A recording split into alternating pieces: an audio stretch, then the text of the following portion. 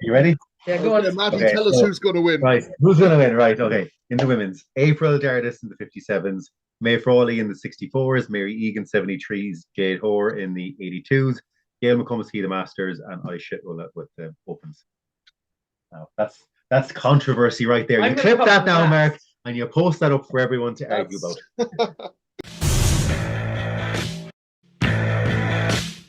Welcome to Natural Strongman, and we are buzzed up for an incredible 2024. We've got some epic competitions coming up, and we're starting with the Irish Natural Nationals coming up. We've got the promoters, Matty Costello and Ayshea Ullah, joining us. Thank you very much, guys.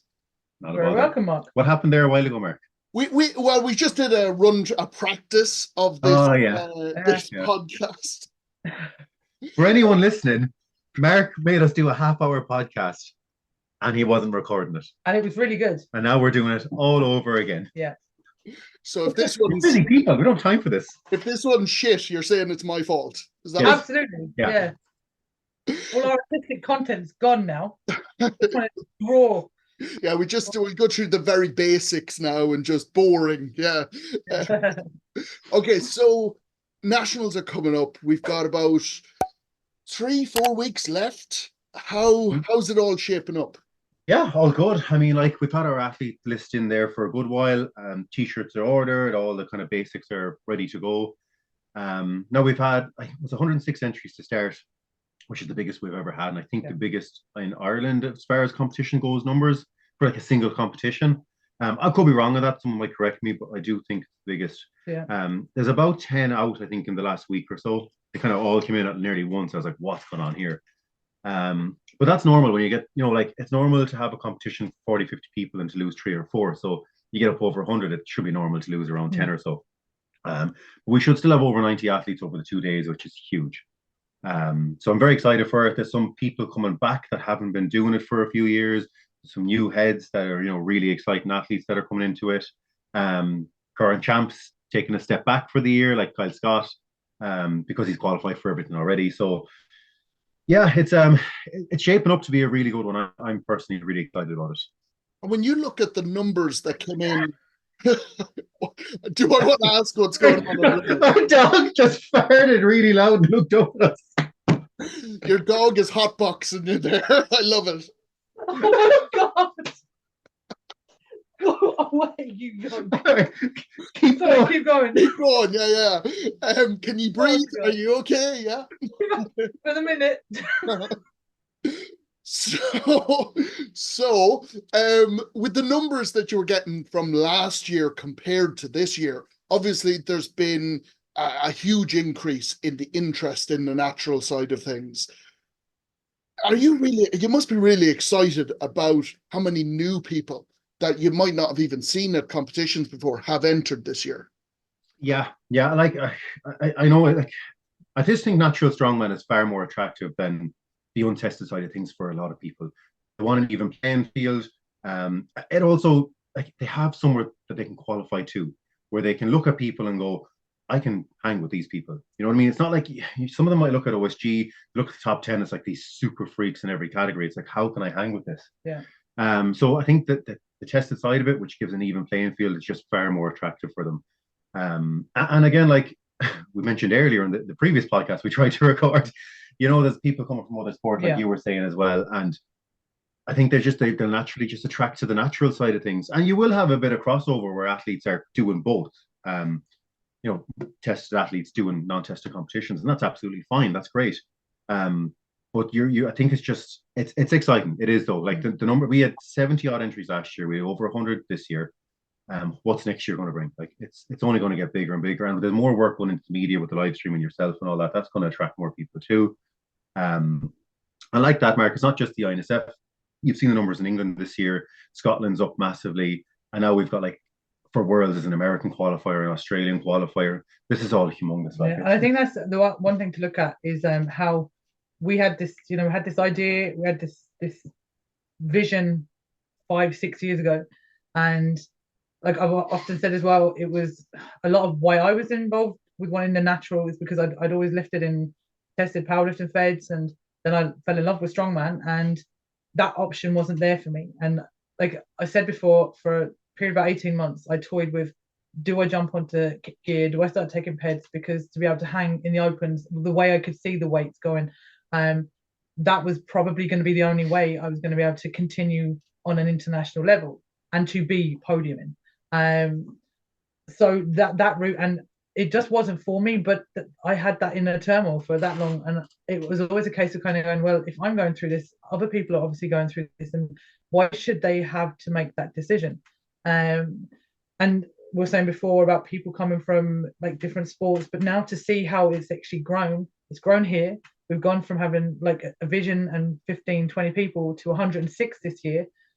As Matt said, where will we be next year? We're already looking at trying to find a bigger venue, even for the gym, to be able to host, the smaller, when I say smaller, but the likes of nationals, or try and find a venue that we can use nationals for regularly, because if it's going to grow exponentially the way it is, and now to see how it's spread from that vision to UKNS, to Worlds, and now, like I said, the American qualifiers, Australia qualifiers, there's qualifiers in Europe, so having Switzerland, and there's Switzerland and Belgium should be locked in this week as well. Like, that's insane, and I think, well, actually, no, Switzerland, they sold out. They sold out, yeah. So Switzerland and Belgium, the cool thing about them is they're not just like a Swiss or Belgian nationals. It's just a Central European competition. Yeah. So people from all over can come to it to try and qualify. So they're multi-nation events, essentially. And just to see how that's even that expansion, so what we've gone from to this expansion now, and to know that we were very much the planted those seeds back over the past few years, and now we're starting to reap that harvest is amazing to see. And like I said, it's given athletes from other areas. We said CrossFitters, as you mentioned before, in the non-recorded one. The powerlifters, we have a lot of ex-rugby players coming in who want that excitement of still being able to do brute force. So we now know that there is a feeder system of not just people coming from no sport, but from other sports. So as it grows, you've got live stream. People are starting to see that. There's more and more content on YouTube. People are sharing stories. It's going to pull more people in. So where will we be in a year to 2 years' time with all of that? It's really exciting. We were even saying, because we obviously looked at the venue for Worlds. We've locked it in Galway now. We may use that for nationals next year. It's a very cool venue. Like a smaller version of it, like not to have it as big and expansive as we will for Worlds, but use a version of that maybe for nationals next year, if we're still in this unit as far as gym goes, because I think like we're going to be right at capacity for what we can handle as far as competition goes this year with nationals. If it's bigger next year, we just can't do it here. Like, it's just not. It will be tough. It'll be. Yeah. I think like considering some of the competitions that you have run in that gym, I definitely think you'll pull it off. But like you say, you are getting right at the limit at that stage. Yeah. It just becomes stressful then, And like for me, I always look at them like, okay, it's cool, and the atmosphere is always great, and I think the low ceiling leans into that as well. It creates like an electric environment, but it's like you're so limited to what you can really do here. There's just not an awful lot of events wise that you can vary up here. Yeah, it's kind of like we'll end up doing the same events, in a 3-year cycle over and over again, and that gets boring. People don't want to do that, so the bigger venue would be nice for that. We can do some wild shit there. And obviously, from the promoter side of things, like you were saying there, there's qualifiers in the US now. There's qualifiers in Canada, Australia, Europe. How, like, you must be very sort of proud of the progression of this federation, considering it's only really 2 years old. It's just sort of. It's insane. It's hard to fathom really how quickly it's grown. Like, to have over 100 athletes at the first Worlds, and there was like, from all over, like there was a guy from Newfoundland in Canada, all over Europe. It was absolutely nuts. Like, that was class. And now this year to have all these qualifiers all over the place is absolutely nuts. It's just grown legs. And I don't know if anyone expected it to grow this fast, but it really leans into the desire for it. I think people really wanted this. And to have it actually going in the right direction now is just class. I actually spoke briefly to Steve last night after talking to another possible person that would run an American qualifier for us. And we stayed back and we spoke, and we're like, we need to get organized now for 2025. I think we only got organized for 2024 in the last couple of months because, well, you know, this is all happening really fast. So we, you know, it was hard to see how quickly it would grow. But now it's like we have to think about 2025 now. And I think like you would agree as well. Once this comp is done this year and here, we have to like immediately be nearly setting our date for nationals next year and just get it done and get it out there. Like, there's no reason we can't a week after nationals put the date out for next year's nationals. And I think as well that's good. It's striking while the iron's hot, because that's when people are going to be most pumped and people are going to see it and kind of going, oh, because often we get a month out going, oh, when is nationals or when is something else? But at least, even though we do put our dates out quite far in advance, if they know they've got a year, you could have somebody sitting there who's never done strongman before going, I really want to do this next year. And now they know they've got 364 days to put in to be here in a year's time. So it is a good idea to kind of. It is. I think being organized is really important as well, because I know when I first started doing strongman, it was really unorganized. And like they might put a competition date, say it's 12 weeks away, and next thing you know, it's changed. It's like fucking 8 weeks away, or it's now an extra 2 months away, and the events would change a few weeks out. And it was always really messy and off-putting. I think that really pushed a lot of people back into powerlifting, because powerlifting was so organized. The events and dates were out so far in advance, and even if it wasn't an exact date, the month was there. And this is within Ireland, like. And obviously nothing changes, you know, squat, bench, deadlift. That's also a problem with powerlifting. It's kind of boring, you know, to a degree, in comparison to strongman. But like, they knew exactly what they were doing and they could plan their year ahead of time. Whereas a strongman, you couldn't do that. So I think us creating that now for strongman, well, for the natural side of things, which is what we can do anyway. From we have input from nationals all the way up to worlds now. That's absolutely brilliant. Like, and we can make sure it's organized the whole way through. And there are going to be like, you know, there's a qualifier happening in America in June, which doesn't give a lot of time for people to, you know, qualify from that to worlds. But again, like, it's our first year trying to get qualifiers going in America. So people, they might go, that's a bit late, but it's like, okay, understand where we're coming from here. This is happening really quickly. But there's also an online qualifier that you can do earlier and try and get your spot before that. So I think, you know, give us 3 or 4 years and let's see where this thing is. It's going to be crazy. And as rambling there now, sorry. Jeez, just shut him up there. I just elbowed. Oh, I'll shut him up. Don't worry about that. Ayshea, you're actually competing at the national this year and going for that worlds. How are you feeling looking at the INSF and the progression of the natural side of the sport as an athlete? How does that? I suppose from an athlete's perspective, I'm trying to separate myself out, I suppose, because it's very difficult to do that because of being one of the founder members and stuff, and being so heavily involved in organising and running of these comps. But I think that from an athlete's perspective, as Matt was saying, just to elaborate on that, coming from a powerlifting background, being able to now go, we know dates, we know times, we know roughly the time of year, we know where our venues are, the events are out, you know, everything structured is out there for us, where for a long time that wouldn't have been there. From the women's perspective, I suppose we have more women coming in, which is great to see from my point of view, because for so long, especially from open women, I was over the years, like they all remain nameless, but there was 2 rather large competitions in the past where the week before the promoter called to say, or contacted Matt to ask me to drop out because people were afraid to compete against me.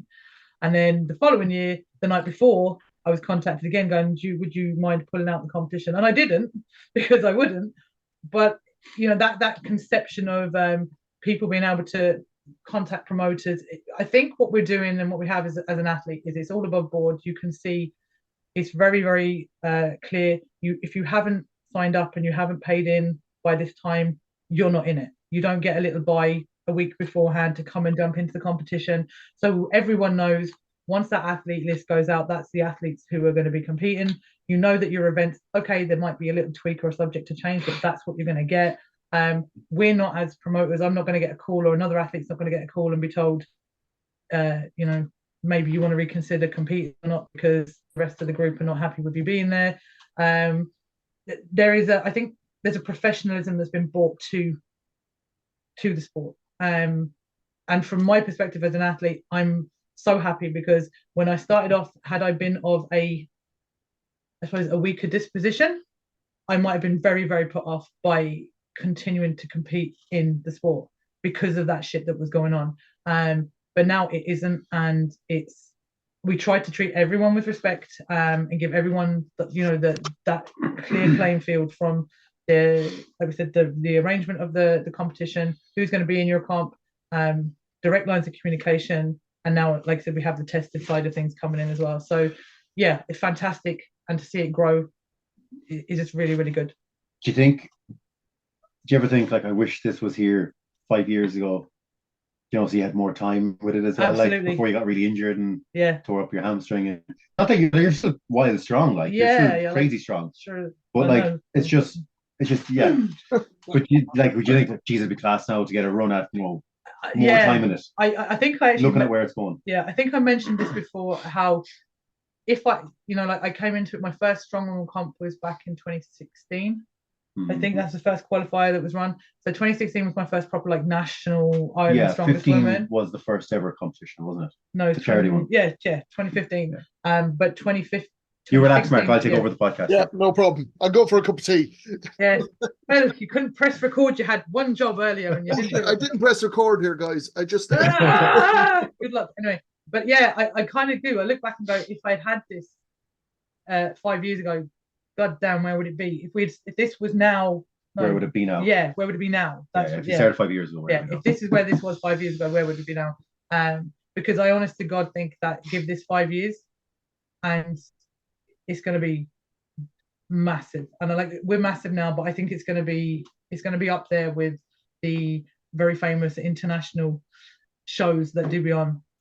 It's quite, when you actually say it like that, it actually, you can imagine the athletes that are starting now and how great. I'm very excited. Yeah, very excited for all of the newbies, for the ones who've only been in it for about a year, and the ones who are just coming in for it. Because again, sometimes like over the years, you would have felt like, fuck me, why am I doing this? Excuse my French, but like, because you're dealing with people, for a nice way to put it, who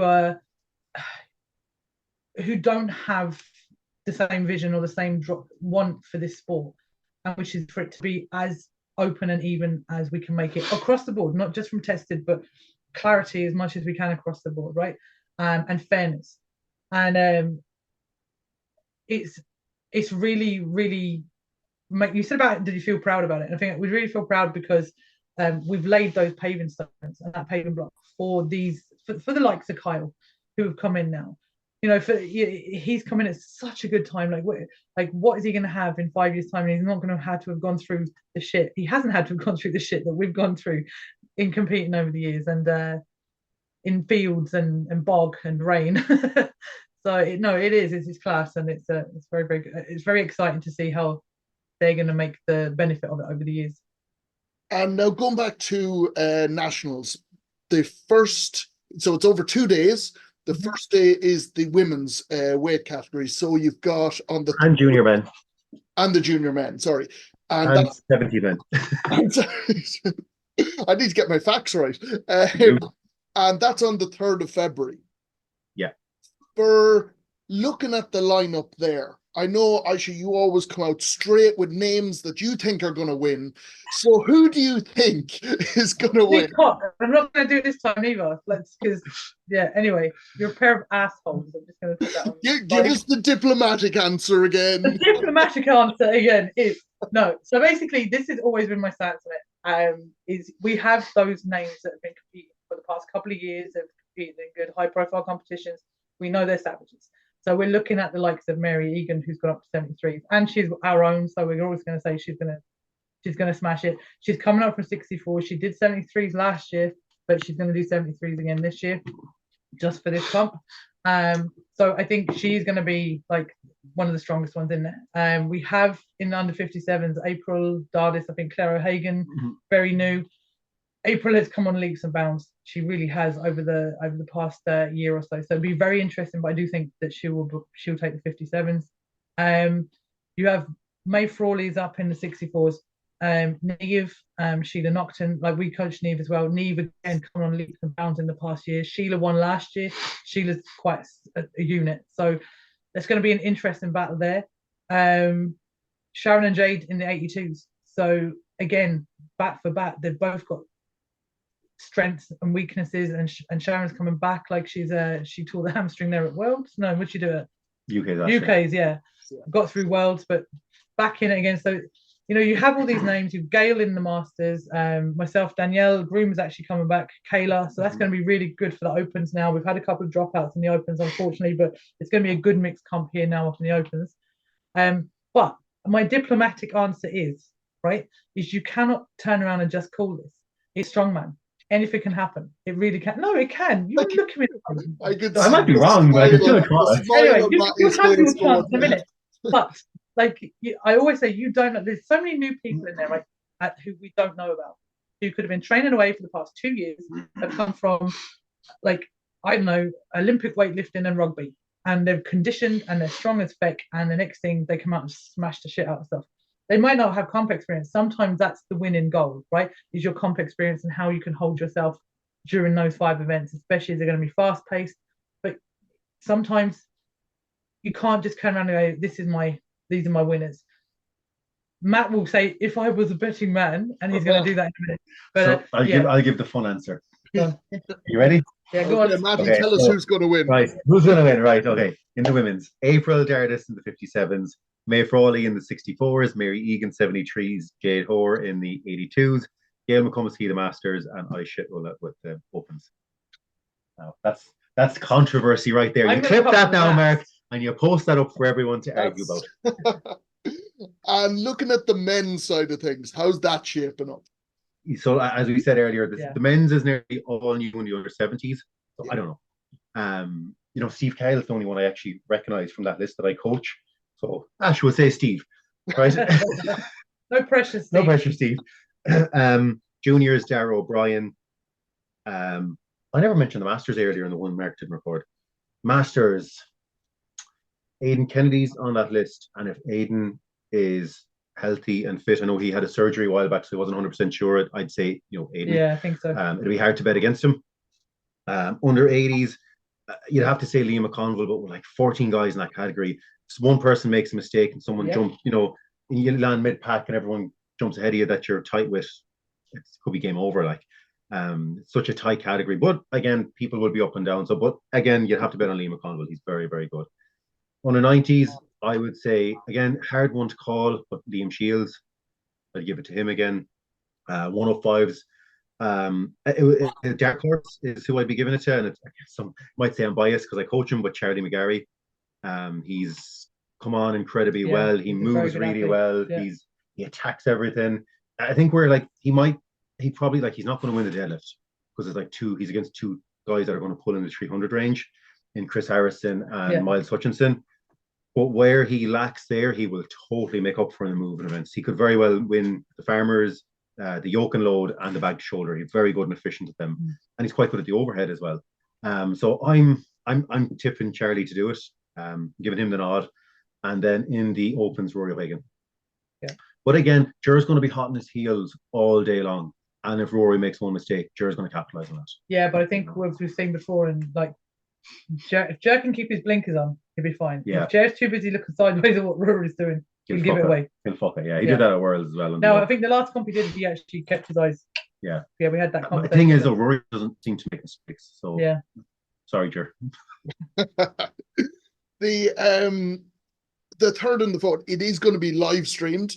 And obviously, I'm doing the live stream, but I'm going to ask you guys about it from the promoter side of things on what are the improvements or what are the new things that we can expect to see on the media side of things coming through this year? So we've this lad doing our live stream. It's a bit of a fucking pain in the hole. He keeps forgetting to record things. Yeah. So, I don't know. Looks like an egg. I don't know.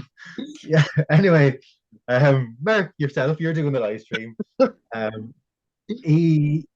Mark's got a really cool new camera kit. It does the turn in and everything. If that makes sense. Very technical, Matty. There's security cameras that'll follow you around instead of just setting static cameras. There's the mobile camera as well that's following athletes and all that. So there's going to be an extra camera person essentially going around holding the camera and following athletes while they're doing stuff. There's going to be a guy in the production room, which is probably going to be this office, that'll be sitting at a computer, picking monitors that's going to be playing. There's going to be we wanted a full commentary team for nationals this year, so it wasn't just like last year. It was just setting up cameras and following just watching the action essentially from one spot. But we want to have everything done as best we can for the athletes, so that people at home can enjoy the experience as well. I think that's really, really important. So like, I think UK's was such a success last year with the live stream, and it was so cool, and everyone loved it so much that we're like, right, I want to replicate that for all of our big events this year. So starts with nationals. Let's crack into it. Now, the one thing with that is that it's extremely expensive to do this, because now we have to have a producer, not just Mark flicking between cameras. You've got commentators, you've got an extra camera person. The kit that Mark has bought is obviously like crazy expensive. You're talking 5-figure stuff. It essentially makes the live stream very expensive for us to run now. So the plan is going forward, if we can get sponsors, so if anyone knows sponsors that want to send them our way, absolutely do. If we can get someone to sponsor the live streams are going to be free to view. They're just going to be on YouTube. Anyone can watch them. It's going to be great for the sport, because there's going to be no like limitation. Like what's going to happen is, if we don't get sponsors, we're going to have to put a pay-per-view on the live stream. And essentially what that means is someone that kind of goes, I might flick onto this live stream, pay-per-view, I'm not going to bother. It gets less eyes on the sport. But unfortunately, if we want to have the live stream, we have to pay for it somehow. So we're going to have to do pay-per-view for this one. If we get sponsors that are willing to pay for the live stream, then it's going to be free to view for everybody, which is way more exposure for the sport. And that's what we want. We want to have people all over the country just tuning in to watch it. Even if they only watch it for half an hour, watch the people they want to watch. That's still more eyes on the sport. That gets more people talking about the sport. It generates more interest. It gets more people into competing. It's a knock-on effect that just rolls and rolls and rolls, kind of like the growth of the sport and you've seen in the last few years. So if anyone out there knows of a sponsor, or if you own a company or any kind of business, small, big, it doesn't have to be in the lifting industry at all. It can be any kind of business. And you want to get into Strongman, sponsor it, get eyes on your business as well. We'll do a shit ton to promote you. Please get in contact with Irish Strength or ourselves, Ayshea, myself, GSP Promotions, anyone that you think can get in contact with me, get in contact with them. And we'll chat. I really want to get sponsors rather than put it behind a pay-per-view wall. It doesn't benefit me at all to put it behind a pay-per-view wall. It benefits everybody to have it open to air, to free to watch for everybody. So yeah, it was kind of a decision we kind of had to come to. We spoke ourselves, Mark, we spoke as well. It's like, if we want to live stream all these events for the year, it's not feasible to do it for free. No. We'd be completely shit broke, and I don't know what we'd be doing for ourselves. We wouldn't be running competition. We actually wouldn't be running competitions. We wouldn't be able to. But the live stream is important. So if we can get a sponsor to get it out there free to air, absolutely brilliant. And like, if people think there's a financial benefit in it for us, like, it's like, don't fucking pay me. I said you can pay Mark directly for the live streams or whatever to cover that kit and everything. I think we said it before, and I think it's important. People, if you want the sport to grow, and you also want to try and get the maximum benefit out of it for yourselves, we need to get that kind of sponsorship. So anyone you can think of, or if you have a small business and you think, I'm going to even 50 quid, it's still something towards that pay-per-view to get it out there, and for your family and friends to be able to see it without having to pay for it. Because there is no other free live stream for Strongman, I don't think. Arnold's probably is the only one. Is the Arnold's free? No, I don't even think it is. Qualifiers, amateurs. Is it? I think that's the only one I've seen for free. Yeah, I got on Barcelona. Yeah, Barcelona or Europe or whatever. Europe, right? So other than that, any other live stream of the Strongman competition, and I'm going to go back to one of my pet hates here, right? When people go on about supporting UK soccer teams, right? And they'll go over and they'll watch them and they'll buy the jerseys, and then they're supporting that team, but they won't support their own team at home. So if you are going to pay, I just want you to think of it this way: if you are happily paying subscription, or you're going to pay to watch any of the big competitions that are out there, and they're normally in the region of about a tenner a hit. If you're willing to do that, then at least be prepared to understand we might have to pay for a live stream for us, not us, but for everyone to see that competition. But if we can get sponsors, you're going to still get that for free. So if there is any ideas or any information or any company, throw them our way, put them in touch with us, so we can keep it free. We don't want to have to charge for that live stream, but it may come down to it at some point. like I think quite confidently now, I think we can say with the new setup and everything else, and mobile cameramen, we're at the level of a live stream that the likes of Giants Live and all these ones are putting on, and they're 5-figure, 6-figure production budgets that they're working with. We're going to be doing the same thing, and we're doing it for very, very minimal. We've always said through the whole process that we want to keep this free. That was our main focus. But at the same time, it does cost. And it's important to note that we've been doing this a year, maybe more now, doing the live streaming. A bit more, yeah. Yeah, like the expenses side, how like all it's been doing is paying expenses here and there, and it's actually been coming out of your pocket to do it for the last year plus. So it's not sustainable. It is something that has had to be reconsidered, and that's where we are now. But like you say, like that, people always think for sponsors, like look at the sports companies. It can be any company. Yeah. Anyone that wants to. Builders, providers, car dealers. Like if you happen to know local car dealership that might be interested in getting their name up there, any connections, any contacts would be fantastic. Even, and we don't mind doing the legwork, but if we can get an inroad to somewhere, somebody who might be willing to chat. Strongmen buy cars, so absolutely. The next thing, just very quickly, the pathway to the Worlds. What is the pathway for an athlete that is going to the nationals? What way does it frame itself? So top 3 from every category go to the UK and Ireland's finals. They qualify at least, whether they go or not. It's another story. So the top 3 from each category qualify. That's going to be in Chaos this year in May. From there, you'll be competing against the best from Wales, Wales, England, and Scotland. So it'll be the 4 nations competing against each other. The top 5 from that competition in each category then go to Worlds, where you'll compete against the people that are qualifying from the American qualifiers, the Australian qualifiers, the 2 European and the online qualifiers, and the Canadian qualifiers, sorry. For these competitions, obviously you're doing the nationals, but you're also in charge of Worlds this year. It's going on down in Galway. Can you tell us much about it? Can you tell us any of the details? I don't have events picked, to be honest. I have ideas in my head, but I haven't really put them together yet.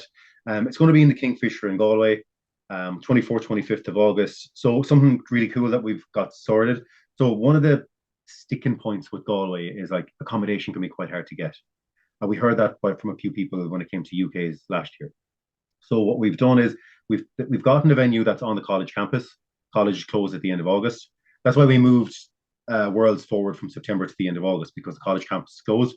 There's loads of accommodation, student accommodation on the campus grounds. It's literally like a 5-minute walk from where the venue is going to be.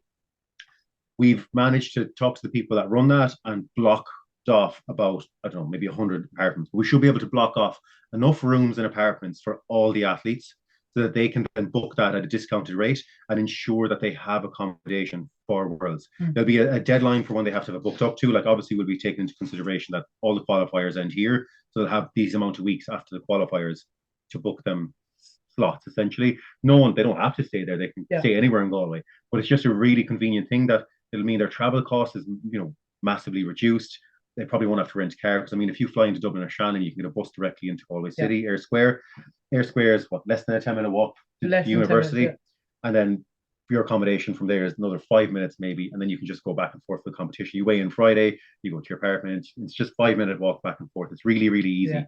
When you think it's crazy to think, but I don't think there is one other competition or promoter that would go to that much detail for the athletes to go, right, well, I need to organize accommodation for them and make it that easy for them. Most of the promoters just go, right, here's the venue, there you go. We've experienced enough of that, and it was like, right, if we can pull this off, let's do it. Because we were, like I said, we were looking at September, and then I kind of tweaked looking at that venue. I was like, student accommodation. Maybe we can get that for them. And these aren't just rooms, like they're apartments. So like people can cook their own food, and the whole weekend they're there. So again, that reduces the cost of it, and it also lets you eat the food you normally eat, which is nice around the competition rather than eating shit the whole time. Takeaways and stuff, There's a little shop just across the road from But there's where like the venue is. It's so easy. So many supermarkets around. It's just everything's within walking distance. Yeah. That's the biggest thing, I think. And it was making it that it's like, you were with us in West Virginia. That was tough. Like it was a bit of an expedition. That was just like, listening to me and Matty. That's what was tough. You know what? I fucking need another medal for that. I should have a biggest trophy I earned was you two. Anyway, yeah, but you know yourself, like even if you are even in West Virginia, I think in Charleston, being in the center shop, you'd have to have been right bang in the center of it, and it was costing a fortune for the accommodation even there, to be that close to a venue not normally. So it normally ends up that you're having to hire a car because you need to get cheaper accommodation, and you don't want to be stuck in a hotel because there's very few Airbnbs normally if you want to do. So it's just taking that element out of it, hopefully for the athletes, to make life a little bit easier. And like we said, direct bus routes, train routes into Galway City, bam. We've tried to make it as easy as we possibly can for people to be able to come over. Plus, Galway is great crack, and there's loads of bars walking distance away from and it's beautiful. You're beside the River Corrib, like everything. There's plenty of good walks, runs. The Kingfisher itself has a pool and a gym and a sauna. So there's so much there that we've got on site. So the sauna that's there, like I know we can make arrangements because we know the manager there. Most likely, probably they'd have sauna access if they were trying to make weight cuts. And one other thing that I know with the competitions that you struggle a little bit with is, especially at naturals or nationals, is getting help, getting volunteers to come down and give a hand, loading the bar, just anything to come down and help. So are you actually looking for people to, if they're free? Yeah, absolutely. If anybody wants to come down and help out for nationals, I think we have to put a call to action out, really. Do an actual post and see if we can get a few hands on, because again, like worked out the list there a couple of weeks ago, what we have competing, 16 or 17 athletes we have to compete in ourselves in nationals. So that's a lot of our help gone. Yeah. So if anyone wants to come down and give a hand, absolutely, we will take your hand off for a bit of help. Irish Strength is trying to rob some of your help as well. So that's exactly. Exactly. That's what tends to happen. I think so. Just to quickly throw out that before, what we're also looking at doing is over the course of the year, is probably looking to try and get people trained up in refereeing and stuff as well. Just to make this, as it gets bigger, that we have that little bit of extra help. So keep an eye out for that as well. Yeah, it'd be really good to create a network of like people that want to help out as far as refereeing goes, drug testing, they can get trained up on that. And but they'd have to be willing to travel to competitions, and that's the only other side of it. But yeah, perfect. Well, we'll keep putting information out on Instagram. So if anybody is watching, click on over to Instagram, follow Irish Strength, follow GSP Promotions, follow INSF as well. Strong Woman Ireland. We're always putting out the information that you need to be keeping an eye on. But thank you very much for joining me, guys. I'm sure I'll see you, I think, next weekend, and we'll get some more interviews done then as well. Thanks, Mark. Well, thanks very much, guys. I need to take a bite of this. I'm fucking hungry. Oh, I have to do my intro again. Shite. Oh. You're right. I'm fucking starved.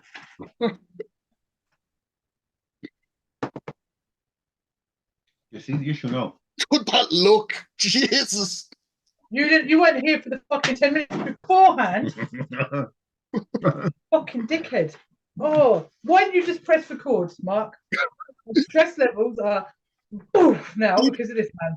In my defense, Matty distracted me, so I think you should hit him again. What?